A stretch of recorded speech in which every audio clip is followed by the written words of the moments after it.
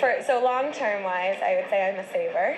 I think it's really important to save, but I also think life is very fleeting and you never know what's going to happen. So if you want to do something, I don't think money should restrict you.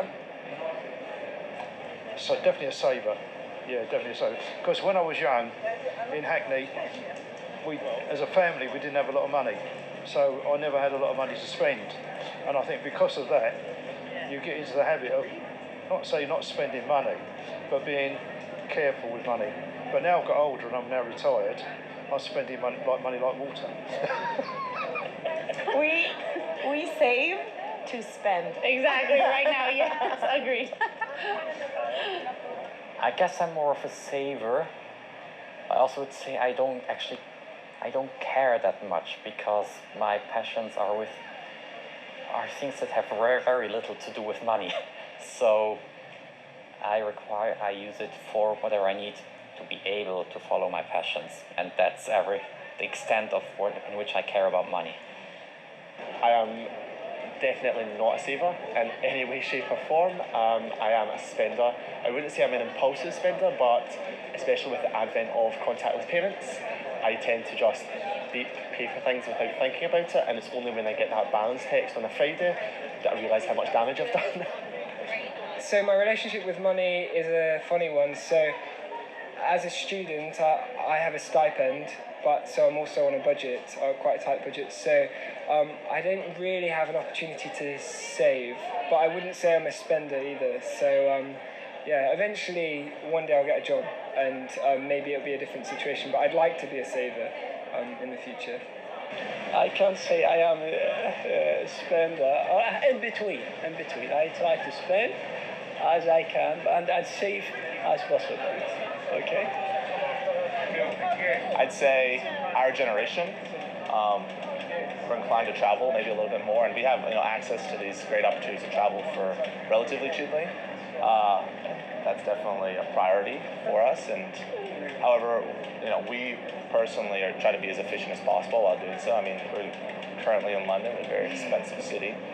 We are staying with some of my family, but trying to be as resourceful as possible when it comes to money. I like having pretty things, and I'm not a good planner in any way. So yeah, they can be challenging. I'm not very grounded with reality when it comes to money. I don't plan a lot. Oh, I'm a big spender. For sure.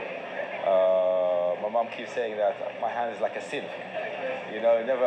Money never stays there. But again, my motto in life is, you live once, you're not going to take it with you.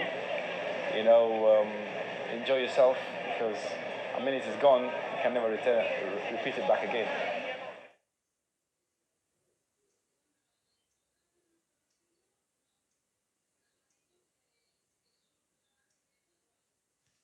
I spent most of my years as a student in China, so the government do care about the education.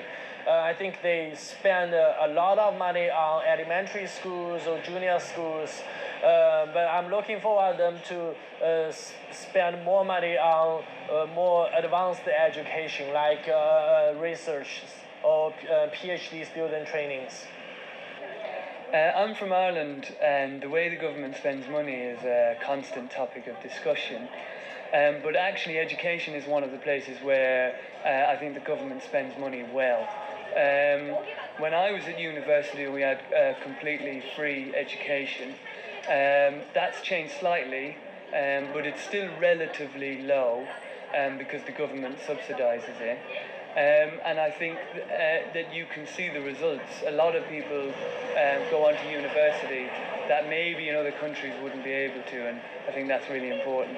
I think it's much more important that the government is actually investing in families, and then families providing education, because I remember my parents read a lot to me, and I have a broad knowledge of things because of my parents, not because of my school education. So I think that's much more important, that we maybe spend some more money on parents, and then they have more free time to actually help their children to think critically about something, because state education is always difficult and different. I mean, in England it might be different, but in Turkey I think it's a really dangerous thing to send your children into schools that might not teach very critical things.